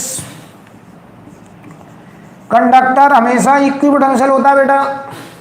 Conductor किसी भी आकार का हो हमेशा इक्विपोटेंशियल। जैसे हम यहाँ पे एक पॉइंट ले लें 1 पॉइंट, एक पॉइंट यहाँ ले लें 2 पॉइंट, यहाँ एक पॉइंट ले लें 3 पॉइंट। तो बताओ 1 2 3 का पोटेंशियल आपस में बराबर होगा। और क्यों होगा उसकी वजह हमने आपको समझा दी कि यहाँ से लेके यहाँ तक कोई इलेक्ट्रिक फील्ड नहीं है, और जहाँ इलेक्ट्रिक फील्ड नहीं होगा वहाँ पोटेंशियल में कोई वेरिएशन नहीं होगा, क्योंकि इलेक्ट्रिक फील्ड हमेशा हाई पोटेंशियल से लो पोटेंशियल की तरफ होता है। और अगर इलेक्ट्रिक फील्ड ही नहीं है तो पोटेंशियल भी नहीं है, मतलब पोटेंशियल में कोई वेरिएशन नहीं है, पोटेंशियल में कोई चेंज नहीं है, मतलब equi potential. I think clear. अब जवाब देना बेटा। यार अंदर इलेक्ट्रिक फील्ड नहीं लेकिन बाहर तो होगा। अगर हम यहाँ टेस्ट चार्ज रखें तो क्या ये पॉजिटिव चार्ज इसको रिपेल नहीं करेगा? करेगा। इसका मतलब इस सरफेस के बाहर इलेक्ट्रिक फील्ड लाइंस होंगी, और वो इलेक्ट्रिक फील्ड लाइंस बताओ कैसी होंगी? तो आप कहेंगे सर ये इक्विपोटेंशियल सरफेस डिफाइन हो चुकी है, और मैंने तुम्हें सिखाया था इलेक्ट्रिक फील्ड से इक्विपोटेंशियल हमेशा कितने एंगल पे? 90 डिग्री पे। तो बताओ अगर ये इक्विपोटेंशियल है तो इलेक्ट्रिक फील्ड लाइन इस सरफेस से कितने एंगल पे? 90 डिग्री पर। तो देखो बेटा यहाँ पे अगर हम फील्ड लाइंस बनाए तो रेडियली आउटवर्ड ऐसे, यहां फील्ड लाइंस बनाए यहां देखो ऐसे रेडियली आउटवर्ड, यहां फील्ड लाइंस ऐसे, यहां फील्ड लाइन ऐसे, यहां फील्ड लाइन ऐसे, यहां फील्ड लाइन ऐसे, इधर ऐसे। तो क्या बताओ अगर कंडक्टर है, कंडक्टर अगर इक्विपोटेंशियल है तो अंदर तो फील्ड नहीं है लेकिन बाहर फील्ड है, लेकिन बाहर फील्ड बताओ सरफेस से कितने एंगल पे है? 90 डिग्री। ये एंगल बेटा 90, ये एंगल 90, ये एंगल 90, ये 90, हर जगह 90। यानी electric field lines is always perpendicular to equipotential surface, right? क्यों? क्योंकि कंडक्टर इक्विपोटेंशियल है। तो हम यहां लिख दे रहे हैं in outside region, in outside region electric field lines are perpendicular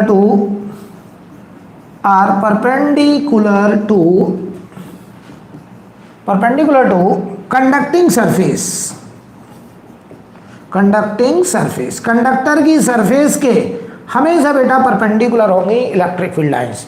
क्यों होंगी उसका जवाब पहले दे चुका हूं मैं, क्योंकि कंडक्टर इक्विपोटेंशियल हो चुका है और इक्विपोटेंशियल सरफेस से इलेक्ट्रिक फील्ड हमेशा 90 डिग्री पे होता है। यहां बताओ अंदर कोई फील्ड नहीं, कंडक्टर किसी भी आकार का हो इक्विपोटेंशियल होगा, अगर इक्विपोटेंशियल होगा तो बाहर फील्ड होगा, लेकिन बाहर फील्ड कैसा होगा, सरफेस के परपेंडिकुलर। तो अगर हम यहाँ फील्ड देखें तो यहाँ टेंजेंट ड्रॉ करिए इसके परपेंडिकुलर, यहाँ फील्ड देखो टेंजेंट ड्रॉ करिए इसके परपेंडिकुलर, ऐसे अगर इस पॉइंट पे देखना है तो ऐसे परपेंडिकुलर, किसी भी पॉइंट पे अगर देखना है यहाँ देखिए तो इसके परपेंडिकुलर, यानी किसी भी पॉइंट पर अगर हमें इलेक्ट्रिक फील्ड देखना होगा तो हमेशा सरफेस के परपेंडिकुलर। कंडक्टर किसी भी आकार का होगा, electric field line outside region में हमेशा सरफेस के परपेंडिकुलर होता है। तो कुछ लोग अच्छे स्टूडेंट को पता होता है कि electric field inside the conductor 0, volume charge density inside the conductor 0, और conductor is always equipotential surface, electric field line outside region में कंडक्टिंग सरफेस के परपेंडिकुलर। कंडक्टर किसी भी आकार का हो हम उसे चार्ज देंगे हमेशा कहाँ जाएगा, आउटर सरफेस पे, लेकिन वो चार्ज यूनिफॉर्मली फैलेगा या नॉन यूनिफॉर्म फैलेगा ये डिपेंड करेगा कंडक्टर के शेप पर। अगर हर जगह रेडियस ऑफ कर्वेचर बराबर है, स्फेरिकल कंडक्टर है, तो हर जगह डेंसिटी भी बराबर होगी, यूनिफॉर्म चार्ज डिस्ट्रीब्यूशन होगा। लेकिन अगर रेडियस अलग अलग है तो चार्ज का डिस्ट्रीब्यूशन भी वेरिएबल होगा, क्योंकि sigma inversely proportional to radius of curvature. जहाँ पे कॉर्नर होंगे, किनारे होंगे, शार्प टर्न्स होंगे, वहां पर सिग्मा ज्यादा होगा, वहां रेडियस कम होगी, वहां चार्ज का एक्युमुलेशन ज्यादा होगा। और कंडक्टर को चार्ज करना बहुत आसान है, आप कहीं भी चार्ज छोड़ दीजिए, आप किसी एक पॉइंट पे चार्ज इंजेक्ट कर दीजिए, वो चार्ज अपने आप आउटर मोस्ट सरफेस पर विद इन मिली सेकेंड एक पर्टिकुलर कॉन्फ़िगरेशन में रीअरेंज हो जाता है। इसे हम लोग बोलते हैं electrostatic equilibrium of conductor. Electrostatic equilibrium of conductor किसे कहते हैं? इलेक्ट्रोस्टैटिक इक्विलिब्रियम ऑफ कंडक्टर का मतलब है हम चार्ज किसी भी पॉइंट पे छोड़े हैं, वो चार्ज हमेशा आउटर मोस्ट सरफेस पर एक पर्टिकुलर कॉन्फ़िगरेशन में रीअरेंज हो जाता है। Right, clear? अब देखिए, अब कुछ लोग कह रहे हैं, आप लोग पहले से बेटा नोट कर लीजिए,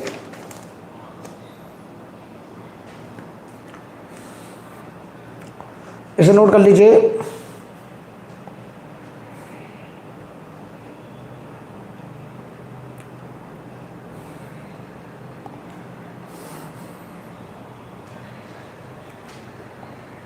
सभी लोग नोट कर लीजिए।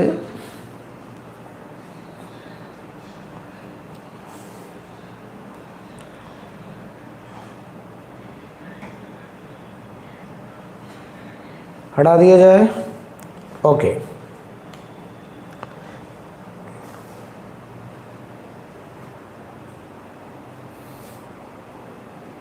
अभी हम लोग आगे की क्लास में ये तक बता सकते हैं कि इसके जस्ट आउटसाइड, यहाँ जस्ट आउटसाइड कितनी फील्ड होगी, जस्ट इनसाइड 0, जस्ट आउटसाइड कितनी, ये सब निकालेंगे आगे। अभी बहुत बेसिक एलिमेंट्री बात हो रही है आज।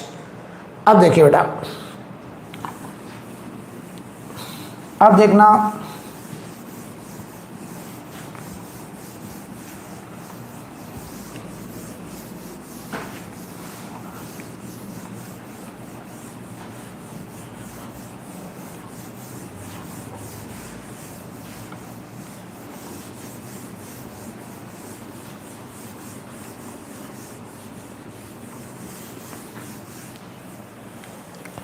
अब मान लीजिए आपने कहा कि सर कंडक्टर कहता है कि मेरे अंदर इलेक्ट्रिक फील्ड 0 होती है। ध्यान से देखना, तो हमने कंडक्टर से कहा, देखना हम एक न्यूट्रल कंडक्टर लाए, ये न्यूट्रल है, ध्यान से देखना, कुछ बताना चाह रहे हैं। ये न्यूट्रल कंडक्टर है, न्यूट्रल मतलब जितना इस पे प्लस उतना माइनस, नेट चार्ज 0, ये न्यूट्रल है। यहां पर एक यूनिफॉर्म इलेक्ट्रिक फील्ड का रीजन है, ऐसे ऐसे, ध्यान से देखिएगा। हमने अगर ये पैरेलल और equidistant electric field line show करी हैं, इसका मतलब क्या है कि यहाँ पे हर जगह इलेक्ट्रिक फील्ड बराबर है। मान लो वो ई नॉट फील्ड है, यूनिफॉर्म फील्ड है, कांस्टेंट फील्ड है, ये ई नॉट कांस्टेंट हो गया बेटा, राइट। अब सुनो, ये कंडक्टर क्या कह रहा है, ये कह रहा मैं कंडक्टर हूँ, आप मुझे चार्ज देंगे, चार्ज बाहर चला जाएगा, मेरे अंदर इलेक्ट्रिक फील्ड जीरो होती है, इलेक्ट्रिक फील्ड लाइन मेरी सरफेस के हमेशा परपेंडिकुलर होती है, मेरे अंदर वॉल्यूम चार्ज डेंसिटी नहीं होती है, ये सब प्रॉपर्टी है इसकी।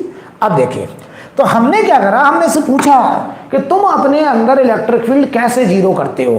तो अभी इसने मुझे एक बार एक्सप्लेन किया कि अगर तुम मेरे अंदर चार्ज इंजेक्ट करोगे, मैं चार्ज बाहर छोड़ दूंगा, सरफेस पे भेज दूंगा, राइट। लेकिन हमने कहा तुम्हारे अंदर देखते हैं कि आप कैसे इलेक्ट्रिक फील्ड को जीरो करते हैं।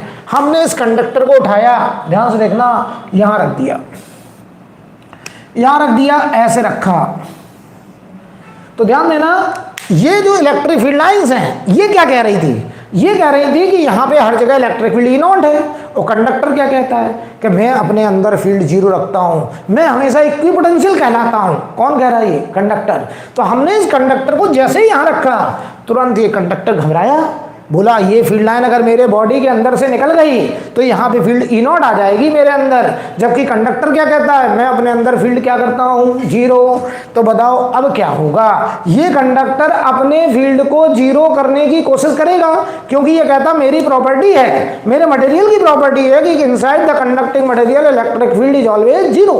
तो ये अपने फील्ड को जीरो करने के लिए पता क्या करेगा, ये न्यूट्रल था, इसमें जितना प्लस था उतना माइनस था, इसने अपने खुद के चार्ज को एक एसएमएस किया, एक मैसेज छोड़ा कि इमरजेंसी है, मुझे अपने अंदर फील्ड जीरो करनी है, मुझे किसी ने external electric field E not में रख दिया है, लेकिन मैं तो वादा कर चुका हूं कि मेरे अंदर फील्ड जीरो होनी है। तो ये अपने खुद के प्लस माइनस को ऑर्डर देगा कि अरेंज होइए, रीअरेंजमेंट करिए, एक तरफ प्लस फैल जाइए, एक तरफ माइनस फैल जाइए, और ऐसा अरेंजमेंट लीजिए कि आप मेरे बॉडी के अंदर एक इस एक्सटर्नल फील्ड के एंटी फील्ड डेवलप करिए और इस बाहर वाली फील्ड को पूरा का पूरा कैंसिल आउट कर दीजिए और net field inside the conducting material zero बचाइए। तो सुनो बेटा, इस कंडक्टर ने अपने खुद के चार्ज को एक तरफ प्लस फैलाया, आधे तरफ, आधी सरफेस पर, और एक तरफ माइनस फैलाया ऐसे।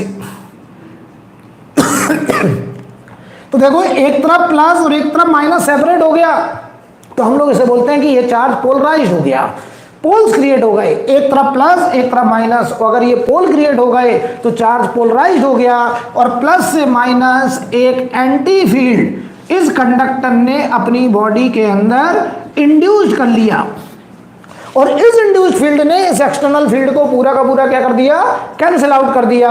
तो बताओ net field inside the conducting material क्या बचा, जीरो। तो हमको देखो देखने में क्या मिलेगा, ये देखने में नहीं मिलेगा, ये तो हो रहा है। तो हुआ क्या कि कंडक्टर कहता था कि मैं तो हमेशा अपने अंदर इलेक्ट्रिक फील्ड जीरो रखता हूं, मैं हमेशा इक्विपोटेंशियल सरफेस कहलाता हूं। मैंने इस कंडक्टर को उठा करके एक एक्सटर्नल फील्ड में रखा। हमने कहा अब बताइए आप इलेक्ट्रिक फील्ड कैसे जीरो करेंगे। तो इसने अपने खुद के चार्ज को रीअरेंज करने का ऑर्डर दिया, कहा कि एक तरफ प्लस फैलिए, एक तरफ माइनस फैलिए, चार्ज को पोलराइज करिए, प्लस से माइनस एक एंटी एक्सटर्नल फील्ड के अपोजिट फील्ड डेवलप करिए और नेट फील्ड जीरो बचाइए। तो देखो, ये यहाँ फैल गया प्लस, यहाँ फैल गया माइनस, तो ये plus minus dipole, plus minus dipole, यहाँ पे चार्ज डाइपोल्स क्रिएट हो गए। इसे हम लोग कहते हैं कि चार्ज पोलराइज्ड हो गया। इस प्रोसेस को हम लोग बोलते हैं पोलराइजेशन, पोलराइजेशन, या फिर इसी को कहते हैं इंडक्शन। यानी इंडक्शन या पोलराइजेशन में कहीं बाहर से चार्ज नहीं आया, इस न्यूट्रल बॉडी का अपना खुद का चार्ज है, जो कि पहले रैंडम डिस्ट्रीब्यूशन में था, अब एक पर्टिकुलर कॉन्फ़िगरेशन में रीअरेंज हो गया और प्लस से माइनस एक एंटी फील्ड डेवलप कर दिया और इस बाहर वाली फील्ड को पूरा का पूरा कैंसिल कर दिया। तो हमको देखने में क्या मिलेगा, ये कंडक्टर, इसके अंदर नेट फील्ड जीरो। अब इसने फील्ड देखो जीरो करी है पोलराइजेशन के बाद। अब देखना, ये जो फील्ड लाइन दूर से जा रही थी वो तो स्ट्रेट जाएगी, और ये भी कहता हम इक्विपोटेंशियल होते हैं और इलेक्ट्रिक फील्ड लाइन मेरे सरफेस के हमेशा परपेंडिकुलर होती है। तो ये जो फील्ड लाइन ऐसे आ रही थी वो सरफेस पे आने पर बेंड हो गई, और ऐसे बेंड हो गई कि सरफेस से 90 डिग्री पे हो जाए। यानी अगर हम आगे डॉट डॉट डॉट में बढ़ाएं तो ये सेंटर पे कट करती नजर आए, मतलब रेडियली हो गई। ये आगे फील्ड लाइन है नहीं, मैंने डॉट डॉट डॉट दिखाया है, यहां तक फील्ड लाइन होगी, वो सरफेस पे आके बेंड हो जाएगी, 90 डिग्री पे हो जाएगी। और यहां देखो बेटा, ये वाली फील्ड लाइन एकदम स्ट्रेट होगी क्योंकि ऑलरेडी 90 डिग्री पे डॉट डॉट डॉट सेंटर पे कट करेगी। ये वाली फील्ड लाइन ऐसे बेंड हो जाएगी, ऐसे। सिमिलरली यहाँ पे जो फील्ड लाइन होगी वो ऐसे निकलेगी, अंदर कोई भी फील्ड लाइन शो नहीं की जाएगी। ये वाली फील्ड लाइन स्ट्रेट जा रही होगी, ये वाली फील्ड लाइन ऐसे बेंड होगी और ये 90 डिग्री होगी, और इसको आगे बढ़ाएंगे तो सेंटर पे कट करती नजर आएगी। और ये फील्ड लाइन जो दूर से जा रही है वो स्ट्रेट चली जाएगी। और हम देखेंगे इस कंडक्टर के अंदर नेट फील्ड अभी भी जीरो है, और इलेक्ट्रिक फील्ड लाइन सरफेस से हमेशा परपेंडिकुलर है, कंडक्टर हमेशा इक्विपोटेंशियल है। और हम कहेंगे कि इसने अपने चार्ज को यहाँ पर क्या करा है, पोलराइजेशन। ये पोलराइजेशन का प्रोसेस है। सवाल यहाँ पे ये भी आता है कि ये कंडक्टर अपने आप को इक्विपोटेंशियल कैसे मेंटेन करता है, इस बात को भी सर समझाइए। फील्ड तो जीरो हो गई, बड़े अच्छा समझ में आया, पोटेंशियल कैसे इसने कांस्टेंट मेंटेन किया, इस बात पे थोड़ा प्रकाश डाला जाए, राइट। तो देखते हैं, समय है, चलिए देखते हैं। देखना पहले नोट कर लीजिए, 2 मिनट का समय लेंगे, फिर हम समझाते हैं कि ये अपने आप को इक्विपोटेंशियल कैसे मेंटेन करता है।